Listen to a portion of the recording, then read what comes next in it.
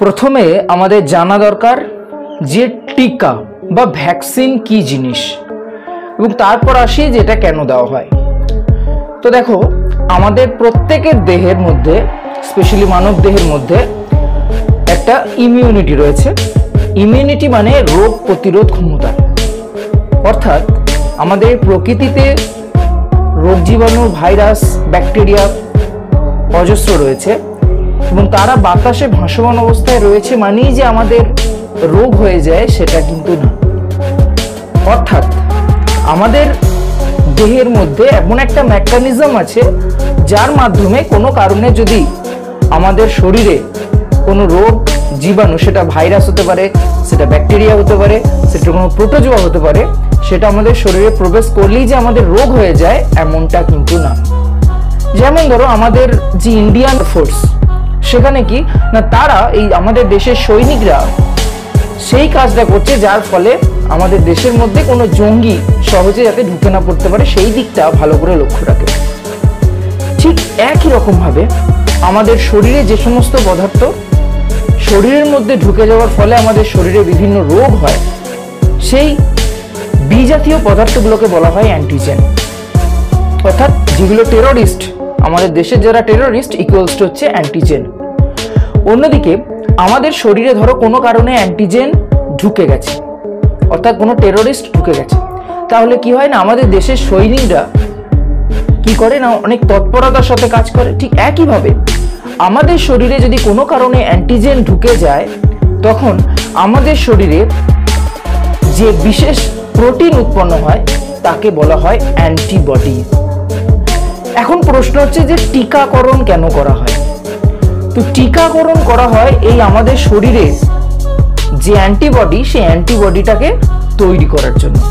তাহলে অ্যান্টিবডি তৈরি হলে কি হবে, যদি তারপরে কোনো কারণে অ্যান্টিজেন প্রবেশ করে তাহলে সে কিন্তু কোনো কাজ করতে পারবে না। অর্থাৎ আমাদের দেশের সৈনিক যদি সুগঠিত হয়, সবসময় তৎপর থাকে, তাহলে সহজেই কোনো টেরোরিস্ট বা জঙ্গি আমাদের দেশে ঢুকে পড়তে পারবে না এবং আমাদের ক্ষতি করতে পারবে না। একইভাবে কোনো অ্যান্টিজেন আমাদের শরীরে প্রবেশ করে সহজেই আমাদের দেহের রোগ সৃষ্টি করতে পারবে না যদি আমাদের শরীরে অ্যান্টিবডি ঠিকঠাক কাজ করে বা তৈরি হয়। তাহলে আমরা টিকার মাধ্যমে এই অ্যান্টিবডিটাকে তৈরি করি কৃত্রিমভাবে, ন্যাচারালি নয়। কিন্তু ন্যাচারালি আমাদের প্রত্যেকের বডিতে অ্যান্টিবডি তৈরি হয় এবং সেটা বাচ্চা জন্মাবার পর থেকে এবং জন্ম যখন হয় তখন থেকেই আর কি। এখন প্রশ্ন হচ্ছে যে টিকায় যে করোনা ভ্যাকসিন গেল, এই করোনা ভ্যাকসিন অ্যাকচুয়ালি ছিলটা কি, বা এই যে টিকা দেওয়া হয় সেই টিকাতে অ্যাকচুয়ালি থাকে কি? তো টিকা হচ্ছে সেই যে বিজাতীয় বস্তুটা আমাদের শরীরে রোগ করছে, যেমন ধরো করোনা ভাইরাস আমাদের শরীরে রোগ সৃষ্টি করছিল, তো সেই টিকাতে যে টিকাটা দেওয়া হয়েছিল, যে কোভিডশিল্ড বা কোভ্যাক্সিন, সেখানে অ্যাকচুয়ালি ওই করোনা ভাইরাসেরই পার্ট ছিল। মানে ব্যাপারটা কিরকম, মানে এমনটা নয় যে সেই করোনা ভাইরাসটাকে আমরা আরো, মানে আমাদের করোনা ভাইরাসে ইনফেকশন হয়েছে আবার পুনরায় আমরা করোনা ভাইরাসকে শরীরে ঢোকাচ্ছি দিয়ে রোগ প্রতিরোধ বাড়াচ্ছি, না, তাহলে তো আমাদের শরীর আরো ভেঙে পড়বে, কারণ অলরেডি সেখানে ইনফেক্টেড হয়েছে।